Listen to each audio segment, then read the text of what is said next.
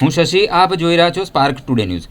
માંજલપુર વિસ્તારમાં આવેલા વીએમસી ગાર્ડનમાં તમામ જગ્યાએ રમતગમતના સાધનોમાં કે બાગમાં વીએમસી દ્વારા સમારકામ કરવાનું હોય એ કાર્ય વીએમસી દ્વારા સમયાંતરે થતું ન હોવાથી માંજલપુર વિસ્તારના સામાજિક કાર્યકર તેમજ વોર્ડ નંબર 17 કોંગ્રેસ પ્રમુખ પાર્થ પટેલે વીએમસીમાં ફરિયાદ નોંધાવી છે કે વહેલી તકે આ ગાર્ડનમાં સમારકામ કરવામાં આવે। સરસ્વતી કોમ્પ્લેક્સ પાસે આવેલા ગાર્ડનમાં તો બાળકોના રમવાના સાધનો એ પરિસ્થિતિમાં છે કે બાળકોને ભવિષ્યમાં કોઈ ગંભીર ઈજા થઈ શકે છે।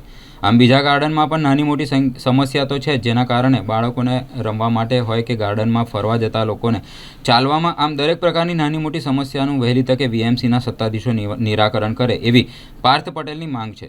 જનતાના તેમજ નાના બાળકોના હિત માટે દિન 7માં આ સમસ્યાનું નિરાકરણ નહીં થાય તો વીએમસીના સત્તાધીશો વિરુદ્ધ વોર્ડ નંબર 17 કોંગ્રેસ સમિતિ દ્વારા વિરોધ પ્રદર્શન કરવામાં આવશે।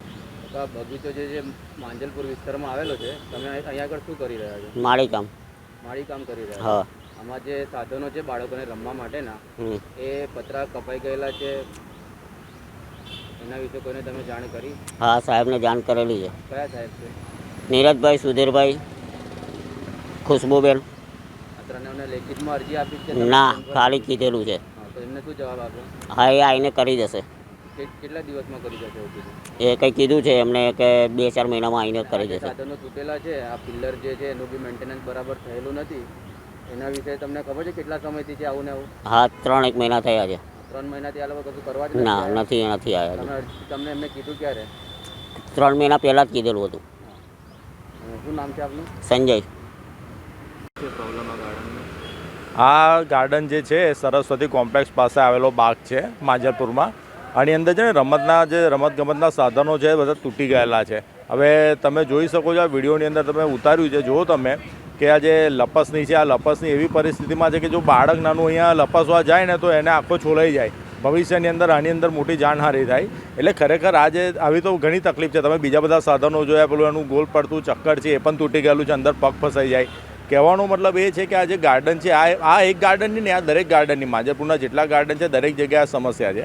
હવે આ એક પ્રશ્ન એવો છે આની અંદર કે આ જે કોર્પોરેશનની અંદર જે અધિકારીઓ છે જેને આના ઉપર દેખરેખ રાખવાની હોય, એ લોકોએ સમયાંતરે આવીને આનું નિરીક્ષણ કરવું જોઈએ। એ લોકો નિરીક્ષણ કરતા નથી એના ઉપર, અને આ પ્રકારના સાધનોની અંદર ભવિષ્યની અંદર એટલે શું આ લોકો રાહ જોઈ રહ્યા છે કે કોઈ મોટી જાનહાનિ થાય, કોઈ નાનું બાળક બિચારું આની અંદર કંઈક એને ઈજા પામે અને પછી અમે લોકો એનું સમારકામ કરીએ? આ તાત્કાલિક ધોરણે આનું સમારકામની જરૂર છે। મેં કોર્પોરેશનની અંદર આની ફરિયાદ પણ નોંધાયેલી છે કે ભાઈ તમે વહેલી તકે આનું સમારકામ કરો। આ જે તૂટી ગયેલા સાધન છે સૌથી પહેલાં તો એને સાઈડ ઉપર કરી નાખવાની જરૂર છે, એને કાઢી નાખવાની જરૂર છે। અઠવાડિયા 10 દિવસની અંદર નવા સાધન આવે ત્યાં સુધી આ જે સાધનો છે, જે કોઈ બાળક બિચારું અંદર કંઈક એને ઈજા ના થાય એ તો એના માટે તમે હટાવી તો દો એને।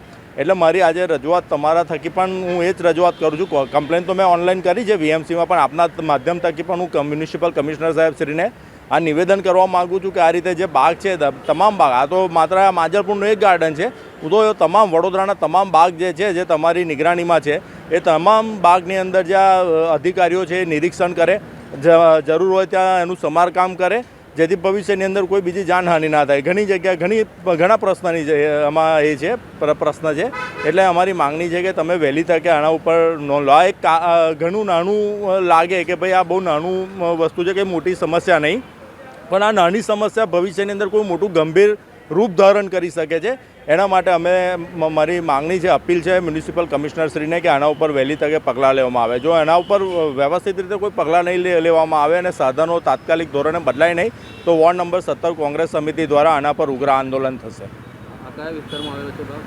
આ બાગ માંજલપુર વિસ્તાર વોર્ડ નંબર 17ની અંદર સરસ્વતી કોમ્પ્લેક્સ 4 રસ્તા પાસે આવેલો છે।